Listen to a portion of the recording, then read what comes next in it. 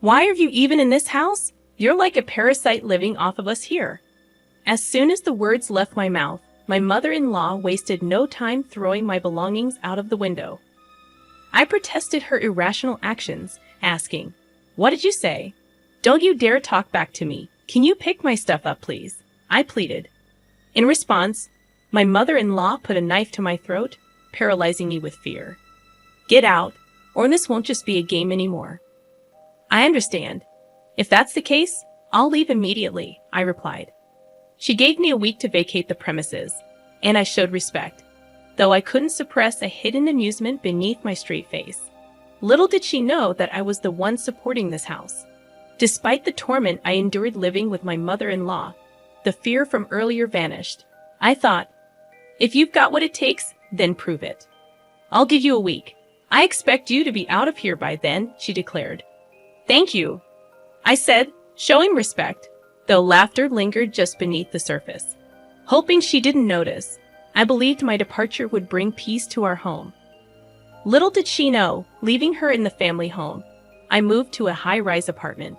Eventually, she would learn the truth, but by then, it would be too late. I am Valerie Reynolds, applying my past work experience while working from home. It had been 5 years since I married Justin, expecting a peaceful and happy life.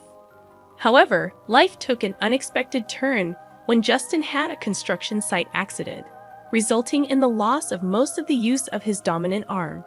Grateful that he survived, I found myself in the hospital room, tears streaming down my face. My mother-in-law arrived, seemingly oblivious to my presence, rushing to Justin's side. She suggested he stay with her, and I was taken aback by the proposal. When she noticed my surprise, she coldly questioned, "What's wrong? Do you have a problem with that?" "No, it's not that. It's just a bit sudden. With my son like this, I can't leave everything up to you," I retorted, irritated by her words. Justin, however, expressed his trust in me, saying, "Valerie has been working hard all this time. That's why I trust her going forward." My mother-in-law, displeased, made an inaudible noise, but she couldn't sway my determination. "Well, anyway, come to the house as soon as you're discharged from the hospital. Of course you're invited, Valerie. That goes without saying." I could predict what would happen if everything were left up to my mother-in-law. "By the way, Valerie, I'm leaving all the moving arrangements to you." "Everything? That's a bit much," my husband chimed in. "It's too much for one person to handle alone. Mom, please help her out." I hoped he would insist more strongly, but it seemed my mother-in-law had no intention of helping and ignored my husband's words. "I have my own things to do, you know," she smirked at me, unnoticed by my husband. It felt ominous, and so began our life living with my mother-in-law. A month later, my husband was discharged from the hospital, and I was busy with the move, leaving the task of picking him up to my mother-in-law. She came to me and said, "Aren't you done yet? I told you today was Justin's discharge day, and yet you didn't even come to pick him up." "But that's because, you see, Justin," I started, but my husband interrupted. "Just like I said, right? This person only thinks about herself." My mother-in-law's intention was clear. She was trying to make me look bad in front of my husband. I decided not to take her obvious bait. Looking at my husband, he had a warm and understanding look in his eyes. "Come on, Mom, stop this. It's unsightly. I'm doing this for your sake." "Well, no one asked you to wait." The sight of my mother-in-law running after my husband was comically pathetic. When she noticed, she glared at me with an evil expression, not that her glare meant anything to me. "Justin, you can just take it easy and relax at home from now on," I suggested. "That's impossible. My right hand might not work, but I don't want to be a burden on Valerie," he replied. "I can understand that, but you've just been discharged from the hospital. Still, I can be satisfied if I don't do something." Justin was adamant, and initially, I had hoped he would take some time to relax. But seeing his determination, I decided to respect his wishes. Doing everything at once might be too much, so how about starting with some light cleaning? It could be good for rehabilitation. "That's a good idea. I don't know if this hand will ever fully recover, but it's better than doing nothing. But on one condition, don't overdo it. Got it? I wouldn't want to be scolded. It's scary to make you angry. Justin acted as if nothing was wrong, making it clear that he didn't want to make me worry. So, I resolved to work even harder for the both of us. However, I had forgotten about one person who would interfere. Valerie, wait a minute. What's the matter? Why is Justin cleaning? You must have forced him to do it, right? Your words are just a front, my mother-in-law accused. She judged things only by what she saw, oblivious to the underlying thoughts and emotions. Dealing with that was a challenge in itself. You're always just cooped up in your room playing around. Honestly, in such a situation with your husband seriously injured. Actually, I'm working. It's called remote work these days. I've had enough of that excuse. It's not an excuse, I replied. Just then, my mother-in-law grabbed a nearby trash can and threw it at me. Luckily, it didn't hit me directly, but the trash went everywhere. I lost the energy to explain things to her further. It was clear from the start that she had no intention of listening. This trash is disgusting. Clean it up yourself, she said. As I sighed and started picking it up, Justin approached me and asked, "Hey, what happened?" "Oh, this is just a small incident," I replied with a forced smile. But Justin seemed to have realized something. He usually appears calm, but sometimes he's surprisingly perceptive. "Did Mom do something?" Are you hiding something? Can you be honest with me?" Justin was looking at me with a serious expression. Seeing his face, I felt that I couldn't lie, so I told him what had happened. "Got it. I'll talk to Mom about this." "Oh, it's fine. You really. But it's not okay. I'll talk to her properly." "No, but that is." I was happy to get his help, but I was worried about what would come next. In the end, I would be the one blamed. I stared at the ceiling, deep in thought. Night came, and I thought Valerie was just playing around. That's not true. Valerie has been working hard, even doing my share.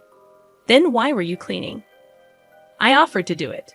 I can't just sit around doing nothing at home. But you just got out of the hospital. I know my own body best. Justin's stern words silenced his mother. She might not have expected her son to speak to her like that. But if she really does think that she's above such things, she's just arrogant. I hoped that this would calm her down a bit. That day, Justin went out for rehabilitation, leaving me alone with my mother-in-law. As I was working in my room as usual, she showed up. "Can we talk?" "Sorry, can you wait just a bit, about 15 more minutes?" "No, I can't wait right now." "All right, I'm coming." I hurried along and went to the living room where an unknown woman was waiting for us. "Excuse me, who is this?" "Have a seat first. We'll talk after that." I had no choice but to follow my mother-in-law, but I couldn't grasp the situation. As I was trying to figure it out, the woman started speaking. "So this is the one you were talking about, the wife who just plays around without working?" "Yes, it's true." My mother-in-law was laughing eerily. "So you realize that you're an unnecessary presence in this house." "What are you talking about?" Looking around, I saw them sighing. I didn't understand. Suddenly confronted by a stranger and put down as the target of blame. If I could, I would have left that place in an instant. "Don't you understand? Unnecessary people are not needed here." "What do you mean?" Everyone answers that way. More perplexing questions followed. They kept insisting on how incompetent I was. Enduring such accusations could mentally exhaust anyone. Isn't it time you realized your place? Shouldn't I be asking you how dare a daughter-in-law toy her mother-in-law, spending time on such unproductive things? Isn't it a waste of time? What the nerve of a daughter-in-law, really now? I felt like I was reaching my limit. I didn't know what my mother-in-law would do if she got angrier. That's when I came up with an idea. "Oh, isn't it about time that Justin comes back from rehab? Is it that time already?" Just then, the unknown woman left quickly. "I'll come again soon." "Okay, I'll be waiting for you. Let's talk again." My mother-in-law and her friend were fooled. In reality, Justin wouldn't be home for another hour. It was just getting good. Speaking of which, who was that woman? I finally asked a question that had been on my mind. That's Susan, a close friend of mine. She wanted to meet you after hearing about you. It wasn't hard to guess how my mother-in-law had introduced me. Probably as a useless wife who does nothing but play around. I pitied my mother-in-law for doing nothing else but that. So that's the case. Well, Justin will be back a bit later. I'm going back to work now. As I was about to return to my room, she said, "Wait, what do you mean?" Just as I said, he's not coming back yet. You lied. You didn't realize. Why do you act like this? I decided to use this opportunity to speak my mind. Any further interference from my mother-in-law would just be a nuisance. Actually, you were the one who started things, right? You called your friend because you can't do anything alone. That's not true. I can handle you fine by myself. Then why don't you try to see if you really can? I deliberately provoked my mother-in-law, thinking this would prompt her to take some action, and as expected, she reacted. If you want to apologize, now is the time. I have no such intention. At that, my mother-in-law exploded in anger, grabbing a nearby vase and throwing it at me, similar to how she had previously thrown the trash can. I had anticipated it and easily dodged, even showing a provocative smile. "Hello, I'm home." Just then, Justin came back. My mother-in-law was visibly shaken. "Why are you home already? It's not time yet." "Oh, sorry, I lied earlier. I was actually on my way back." "Why would you do that?" "Isn't it obvious?" I said, pointing to the shattered vase. I couldn't help but find the situation amusing. Hey, what's this? What happened?" "Your mom threw it at me." "What do you mean?" "You know, a lady just came over claiming to be your mom's friend." I told Justin everything that happened. He showed a mix of being surprised and angry. "Is that true, Mom?" Well. So it's true then. Why would you do that?" "I didn't mean to." Watching my mother-in-law being scolded, I felt a sense of retribution for all the hardships I had endured. "Well, I have something to do, so okay, wait." I ignored my mother-in-law's words and returned to my room, thinking this would end her bullying. I truly believed it. After that, calm days continued for a while. But having stayed up all night, I dozed off past noon. "Sorry to wake you, but can you come here for a moment?" "Okay, sure." Justin seemed unusually serious. My mother-in-law was there in the living room. "What's going on?" "Look at this." I looked at the table to find a disassembled plastic model scattered about. It was one of Justin's hobbies, and he had treasured it. When I came home, it was like this. "Do you know anything?" "No, I have no clue." I couldn't think of any reason for it. This plastic model was in my father-in-law's room before, but of course, I hadn't been in that room today, nor had entered it recently. Someone must have broken it for it to be like this. My eyes naturally turned towards my mother-in-law. She was the only suspect. My mother-in-law had a strange, eerie smile on her face, like she was possessed. I understood the situation. Even if someone broke it, I was out. I met Justin on my way back from Susan's place, remember? Yes, but... And then I found this in the room. My mother-in-law was holding a shiny object. Is that an earring? I instinctively checked my own ears. My left earring was missing. I was certain of my suspicions. It was clear revenge on me for last time. "This is yours, isn't it, Mallory? And it looks like only the left one is missing." I took a deep breath. Showing anger now would mean that I would be playing into her hands. Indeed, it's mine. But isn't it premature to conclude that I broke it? Making excuses is so unbecoming. We have evidence. Still, anyway, it's broken. Wait a minute. Justin left the room. At that moment, my mother-in-law's gaze was fixed on me. The situation made me feel like Justin saw me as a criminal, and I just stood there stunned. "It's a shame. This would have been the end of you if you did it. You set a trap, didn't you? You'll find no evidence anywhere. If only you had followed my advice, this wouldn't have happened. If I explain things to him properly, he'll understand, will he?" Her words became reality. No matter how much I insisted to Justin that it wasn't my fault, he wouldn't take me seriously. Wait, I haven't done anything wrong. Maybe, I get it. He immediately averted his gaze. Laughter echoed from behind us. See? I told you so. What does that matter? It's sad that you don't want to admit defeat. After that, I immersed myself in work. It was almost like escaping from reality. Conversations with Justin became less frequent, and about 2 weeks went by. During this time, my mother-in-law seemed quite pleased with herself. You seem down lately. Is there something troubling you? There's no need for you to worry. Please stop. It's too late for that. Acting tough is useless.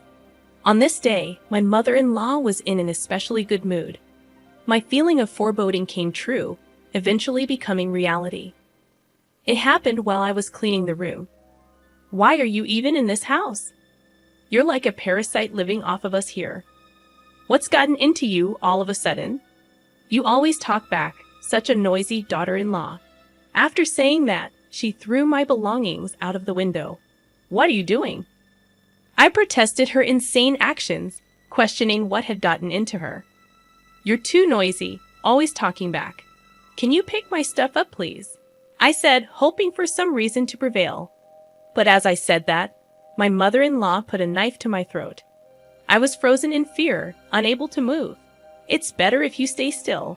A normal person wouldn't do this, I managed to utter, but my mother-in-law was clearly deranged. If you don't leave now, next time it won't be just a joke. I understand.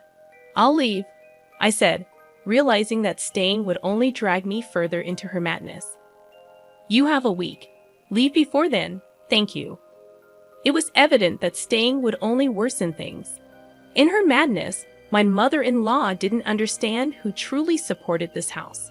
She lived comfortably and leisurely thanks to me, yet she really knew nothing. Pack up quickly, she ordered, and I obliged. A smile formed on my lips as I bowed my head. But I couldn't let her suspect anything. I quickly composed my face. This will bring peace back to our home. I'm so happy, she remarked. But her happiness was short-lived. I couldn't help but think about the true hell awaiting her. After my mother-in-law had gone to bed, I explained the situation to Justin. I see. So it has come to this. Actually, I have something to tell you too, he said with a serious tone, surprising me. What? Yes, various things. We'll talk about it later, okay? His serious tone made me raise my voice in surprise, but he assured me we'd discuss it later. 3 days after being told to leave the house by my mother-in-law, I found a new place. Now the promised week was almost up. Well, today's the day of the promise. You understand, right? I asked Justin. Yes, the movers are scheduled to arrive soon, he replied. But when I inquired about Justin's whereabouts, he seemed to have gone out since the morning. Well, never mind. The thought of not having to see your face anymore is enough. I'm going out now. Make sure everything's clean, understood? I told my mother-in-law, smiling, though not genuinely. An hour later, the moving company arrived and loaded all my belongings. I contacted Justin. All packed up. Got it. Just make sure you get there safely, okay? See you later, he said, ending the call. I was excited to think about what would happen when my mother-in-law returned. Finally, the moment of completing the move arrived. What have you done? Justin's belongings are nowhere to be found. My mother-in-law exclaimed. Of course, we moved out together. No way. Do you want to check with him? I got out my phone, set it to speaker, and handed it to my mother-in-law, who still couldn't grasp the situation. Justin confirmed the plan, leaving my mother-in-law bewildered. This was my plan all along, Mom, I admitted. Justin, what's happening? Tell me, she pleaded. Actually, about the model kit incident, we know that you did it, Justin declared, putting an end to her denials. There's no way Valerie would do such a thing, he added, defending me. Why do you think that? Because it was a gift from Valerie. She wouldn't break it on purpose, Justin reasoned. My mother-in-law was at a loss for words, realizing that she had been supported by the very person she had mistreated. Well then, you'll have to manage on your own from here on out, Justin concluded. But I don't work. If you two leave me, that's the choice you made, she said, coming to terms with the consequences of her actions. Mom, it's no longer our business. Well, it's time for each of us to do our best, Justin remarked, ending the conversation. We felt relieved. We had hoped for a good relationship at first but quickly gave up. Now my mother-in-law chose her own fate. But why did you keep it a secret about that? What about Mom? It's like they say, deceive your allies to deceive your enemy, Justin explained. You can't mean enemy, I said in disbelief. We looked at each other and burst out laughing. Finally, we could have a peaceful life together. About a month later, Justin expressed some doubts.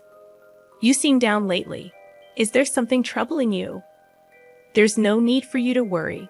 Please stop. It's too late for that. Acting tough is useless, I assured him. On this day, my mother-in-law was in an especially good mood. My feeling of foreboding came true, eventually becoming reality.